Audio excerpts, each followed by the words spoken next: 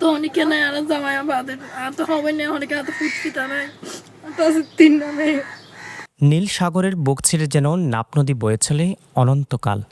সেই নদীর জলে এখন মিশে আছে টেকনাফের শত শত জেলে পরিবারের অশ্রু। প্রতিটি জেলে পাড়ায় এখন থমথমে এক নীরবতা, এক অন্তহীন অনিশ্চয়তার কালো ছোঁয়া।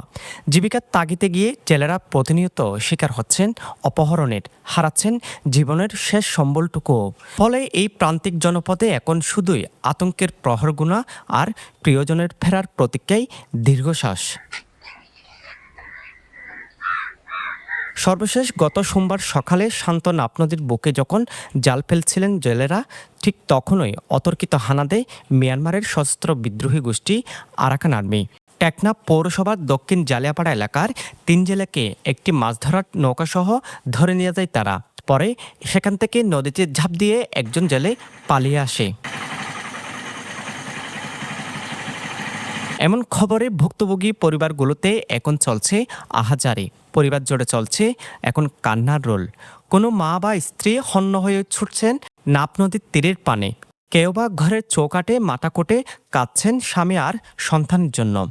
এক অবোধ শূন্যতা গ্রাস করেছে পুরো পাড়াটিকে। আরাকান আর্মির হাতে বন্দী হওয়া এই 3 জন ব্যক্তি হলেন টেকনাফ দক্ষিণ জালিয়াপাড়ার নয়াপাড়া রেজিস্ট্রার্ড ক্যাম্পের বাসিন্দা আবু তাহের ছেলে মোহাম্মদ মুফিজ, জাহাঙ্গীর আলমের ছেলে ইয়াসিন ও জাফর আলমের ছেলে মোহাম্মদ জামাল হোসেন। বিজিবি সূত্রে জানা গেছে, চলতি বছরে মিয়ানমারের আরাকান আর্মির হাতে জিম্মি থাকা 140 জন বাংলাদেশের জেলেকে ফেরত আনা সম্ভব হয়েছে। তবে এখনও 81 জন জেলে আটক রয়েছেন। এর মধ্যে নতুন করে যোগ হয়েছে আরও 3 জন।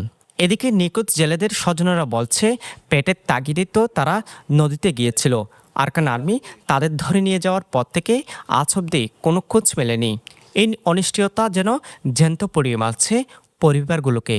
আর বউ দাবি করি আর চলিবার হনর আনাই আর বউ আর বেশি দুঃখ করে চলে হাবাদি আর তো হনর হতে হনর আনাই আর বউ নাই বিরান মুগি আজ 4-5 বছর আর বউ জাল মারি দি অনেক দুষ্কাতা ছাড়া সরকার তার বউ আইসে আই কিভাবে চলিও মুখে বুড়া মানুষ আর তুই কই গাড়ি আর 30 চিলানি দিয়ে আর জামাল হোসেনে শুধু খাল রতি জাল বয় আর আরে খাবা এখন মগবাড়ি আয় বলে তুলসীমা তু বাংলাদেশের আর পোয়া ধরে নিয়ে তো আর এখন যোগাযোগ করতে চাই যে আর সরকার তো কোনো খবর খবরই নপায় আর অসহায় মানুষ আয় এখন বিচার চাই বউন কেঙ্গরি চলিব পোৱা নাপাইলে তই নাতিয়েন ফোনত যায় স্কুলত যাম মজা 3 মায়া খোৱা নাতি আছে কেঙ্গরি ফোনা ফরাই আর কেঙ্গরি চলিম আর পোৱা অনারাত তো আল্লাহর বসে ফেরত চাই।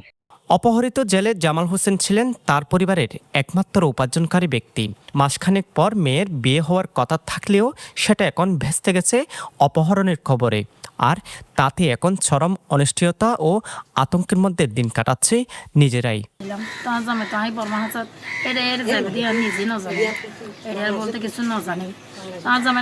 শব্দে কি করি দে এড়ে না যাবে সাগরের জাল মানে তোলে হাসান মাঝে না যাবে মানা করি তা তো 3 মায়া আছে আমাদের পৃথিবীতে অনেকটা মা বাবা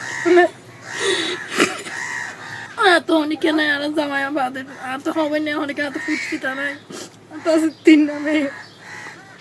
এদিকে আরাকান আর্মির হাত থেকে পালিয়ে আসা আব্দুল মালিকের সাথে কথা হয়। তিনি বলেন, আরাকান আর্মির উপস্থিতি টের পেয়ে সমুদ্রে ঝাঁপ দিয়ে ককশিটের আড়ালে লুকিয়ে থাকে। পরে তারা চলে গেলে কোনো মতে সাঁতরে পাড়ে ফিরে আসে।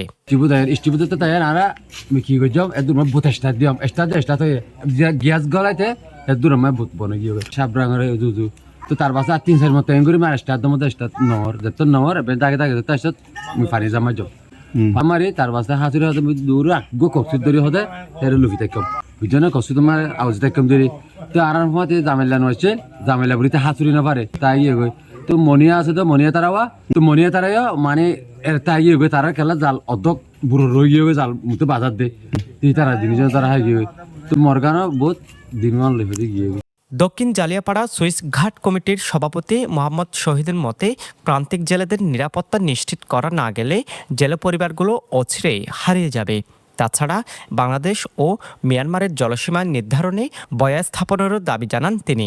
আমাদের জেলেগুলা জিরো ট্রলার এবং জিরো লাইন এটা শনাক্ত করতে পারে না।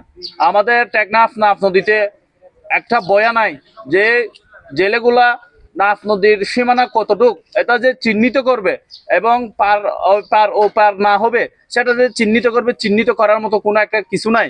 আমি সরকারের কাছে আকুল আবেদন জানাচ্ছি আমাদের টেকনাফ নাফ নদীতে বয়া করে দেওয়া হোক। সব মিলিয়ে নাফ নদী আর সাগরকে ঘিরেই টিকে আছে টেকনাফের হাজারো জেলে পরিবারের জীবন জীবিকা। তবে প্রতিনিয়ত অপহরণ আর নিখোঁজের ঘটনায় এখন চরম নিরাপত্তাহীনতায় কাটছে জেলেদের জীবন।